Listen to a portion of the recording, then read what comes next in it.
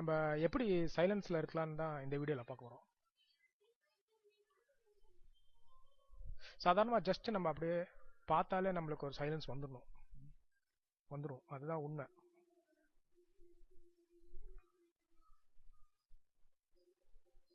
அது ஏன் வரமாட்டுதுன்னா, ஏன் வரலன்னா அதுக்கு என்ன காரணம்னா நம்ம மைண்டுக்குள்ள இருக்கும்.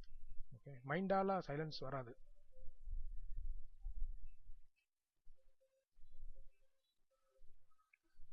ஸோ ஜஸ்ட் பாருங்க, பார்த்தாலே சைலன்ஸ் வரணும், நமக்கு அனுபவம் பண்ணணும். அப்படி அதை அனுபவம் பண்ண முடியலன்னா பார்க்கு, பீச், இல்லை இந்த மலை, இந்த மாதிரி இயற்கை இடத்துல போனால் நம்ம அந்த சைலன்ஸை அதை பார்த்தா நம்மளுக்கு அந்த சைலன்ஸ் கிடச்சிரும்.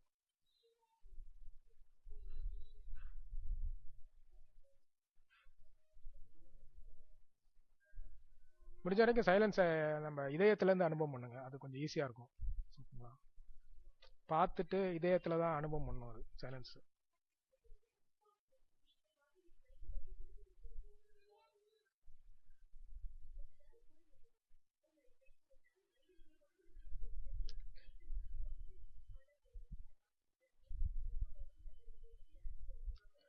நார்மலாக நம்ம எப்போவுமே கொஞ்சம் காலையில் குளிச்சுட்டு பண்ணனா அது கொஞ்சம் அச்சீவ் பண்ணுறது கொஞ்சம் ஈஸி.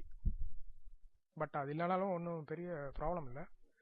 பட் அது இருந்து ஃபஸ்ட் டைம் பண்ணும்போது அது வழியாக பண்ணால் கொஞ்சம் ஈஸி, அப்படிலாம் பண்ணால் ஈஸி.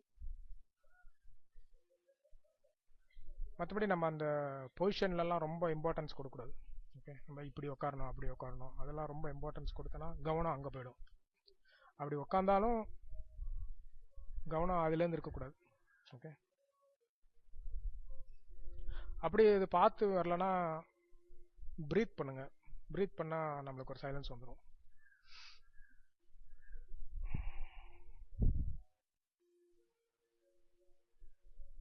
ஏன்னா அந்த ப்ரீத் பண்ணுற கொஞ்ச நேரம் நம்ம எதுவும் யோசிக்க மாட்டோம், அதனால தான் அந்த ப்ரீத் கவனம் கொடுக்குறோம்.